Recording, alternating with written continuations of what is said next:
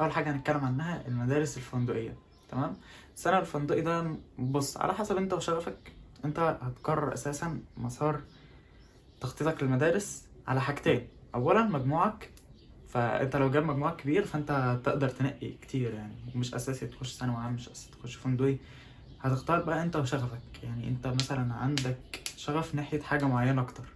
انت بتحب مثلا الطبخ وليك في مجال السياحه جامد، فانت ممكن تخش مدارس فندقيه.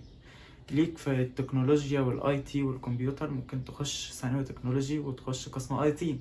تمام. هتلاقي على حسب بقى انت وشغفك، وانت ومجموعك برضو، المجموع هو اللي هيحدد بنسبة كبيرة. بعد ما تحدد بالمجموع تقدر تنقي بين مقارنة ما بين المدارس كتير. انا بالنسبة لي في بورسعيد، في زهر تكنولوجيا برضو تطبيقية. انا شخصيا ما دخلتش ثانوي عام، مع ان مجموعي جاب ثانوي عام وجاب اغلب المدارس حتى تمريض. بس الفكرة تكمن ان مش مجالي انا، مش ماليش شغف ناحيه التمريض او المجال الطبي عامه. انا ان كنت هخش ثانوي عام كنت هكمل علم رياضه. كان عندي شغف ناحيه اللغات، وكنت دايما في حيره بقى ما بين دراستي وما بين اعمل ايه مستقبلا. فدخلت ثانوي تكنولوجي.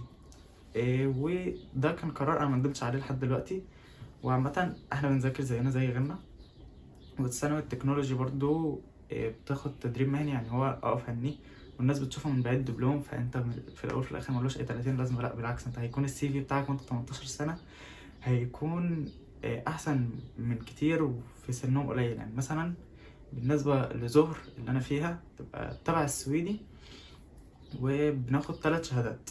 شهادة خبرة 3 سنين في المصنع. يعني أنا شخصيا القسم بتاعي قسم طاقة، معدات طاقة، فأنا بدرب في شركة بترول. شركة بترول عامة. فحوار إن أنا أتخرج مثلا وأنا عندي 18 سنة هيكون عندي خبرة في مصنع بترول. دي أساسا مش كتير ناس بتاخد مثلا شهادات الخبرة دي، وشهادة معتمدة من المصنع نفسه، وتكون شهادة عالمية. وباخد تاني شهادة اللي هي الغرفة الألمانية. الغرفة الألمانية دي بتوفر لي فرص كتير شغل بره سواء في ألمانيا، وبتكون برضو شهادة معتمدة، وبتكون شهادة تقيلة في السي في بتاعي. فحوار إن أنا يكون عندي شهادات تانية غير الدبلوم، وكمان أقدر أخش كذا كلية. يعني مش بتكون محصورة على هندسة بس، لأ، أنا ممكن أخش تربية. برضو الأقسام التجارية، يعني أنا القسم بتاعي صناعي، ممكن أخش هندسة وكلية تعليم الصناعة ومجالات الطاقة. وممكن اخش كلية تربية، ممكن اخش التجاري، الاقسام التجارية عامة. مدارس الثانوي التكنولوجي مش صناعي بس، الثانوي التكنولوجي بيبقى صناعي، تجاري، فندقي، زراعي في بعض المحافظات. بس اختصرت حوار ان المدارس الثانوية التكنولوجية بيكون نظامها ماشي ازاي. وبالنسبة لزهر اللي هي في بورسعيد هنزل لها فيديو مخصوص ليها بيتكلم عن التفاصيل كاملة بالنسبة لمدرسة زهر. طيب دلوقتي انت ما جبتش مجموعة عالية للأسف يعني، وانت كان مطلوب منك تشد في تالتة إعدادي وده ما حصلش. تمام. فانت هتعمل ايه؟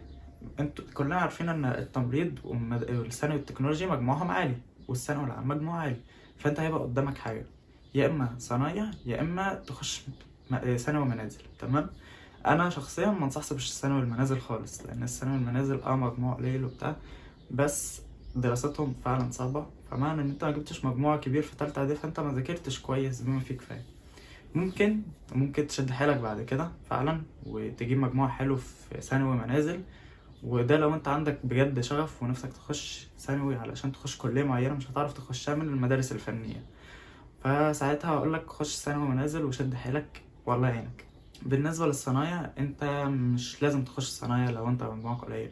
هي انت تخش تدريب مهني. التدريب المهني زي صنايع وكله، بس الفكرة تكمن ان التدريب المهني مختلف شوية، لان التدريب المهني انت بتتدرب اصلا في شركة، بتكون مثلا شركات لها علاقة بالاستثمار، والقسم بتاعك مثلا قسم ملابس جاهزة فبتتمرن على الخياطة، فبيكون عندك خبرة وصنعة، وبتقبض برضو زي الثانوي التكنولوجي. انت في الثانوي التكنولوجي عامة بتقبض برضو فلوس وانت بتدرس، وده شيء كويس. بس بالنسبة لحوار الكليات هيبقى صعب ان انت تخش كلية مش زي الثانوي التكنولوجي. بس انت لو عندك شغف وعايز تخش كلية فعلا هتعمل معادلة وتخش هندسة. انما بالنسبه للسنه التكنولوجي انت ممكن تخش معهد هندسه عالي من غير معادله، بس ساعتها هيكون بفلوس. ممكن تخش بالمعادله الكليه نفسها، وباقي الكليات بتخشها عادي على حسب انت ومجموعك. يعني ممكن تخش معاهد اصلا فني، معهد فني صحي وتكمل ال4 سنين وتاخد بكالوريوس، او معهد فني صناعي، معهد فني تجاري، حسب انت وقسمك، وعلى حسب انت وشغفك عايز تكمل ايه بعد الثانوي.